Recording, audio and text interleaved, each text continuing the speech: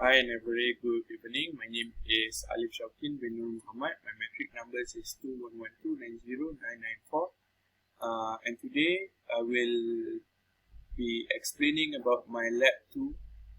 Okay, so for the first question, this is the circuit that I have constructed.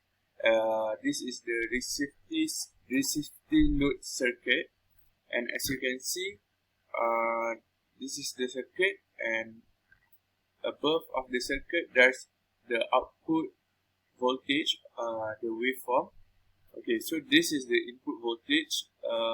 The peak of the input voltage is 20 volt, and it goes down to negative 20 volt. As for the output voltage, it goes as low as negative 2 volt, and the peak is 20 volt. Okay, so I'll be explaining about the comparison of the peak voltage between an output and also the input for resistive load. Okay, as we can see, the peak output voltage is lower than the input voltage because of the voltage drop that happened across the diode. Okay, so let's go to the next circuit. Okay, now we're moving on to the inductive circuit. So this is the circuit that I construct. It is just the same as the resistive load circuit, but it does have the inductor below the resistor. And let's move on to the input and also output voltage. The reading for the input voltage is also the same with the resistive load.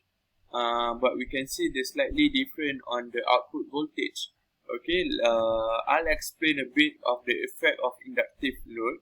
The inductor in the stored energy when voltage input is in negative, the value of the condition inductor discharge change so that the diode state from reserve to forward bias.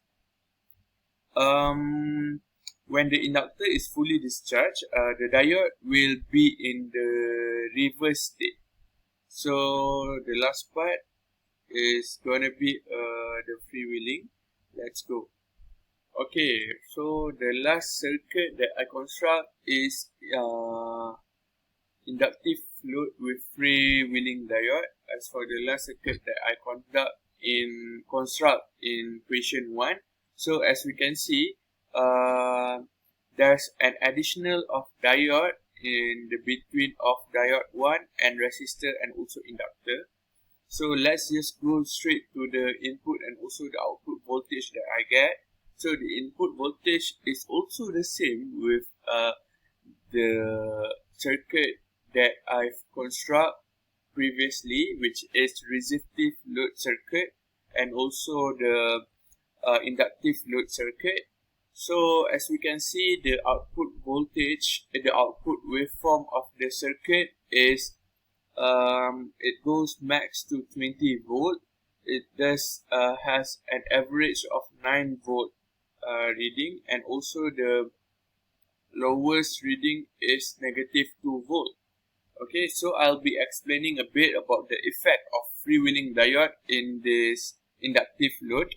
Okay, so as we know, a freewheeling diode is utilized in corresponding to heat that freewheels energy put away in the inductor during the negative pattern of the input voltage. It very well may be seen that during the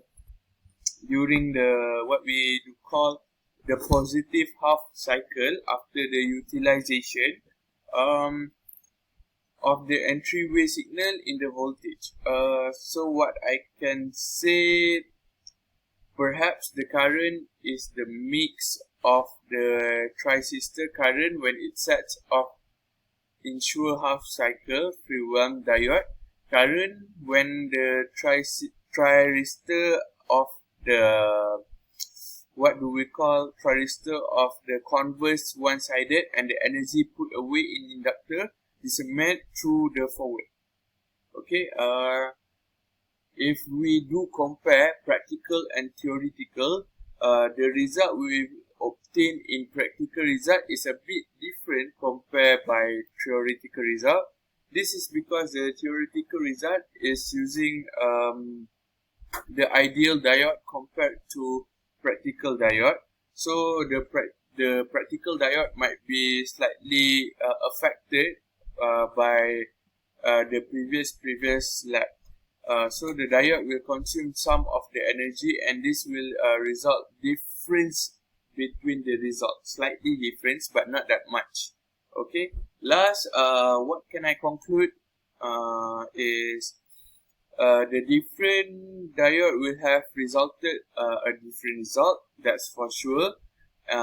Hence, inductive load effect can be seen in the waveform. Lastly, freewheeling diode added will cause the current that flows will be continuously. Thank you so much.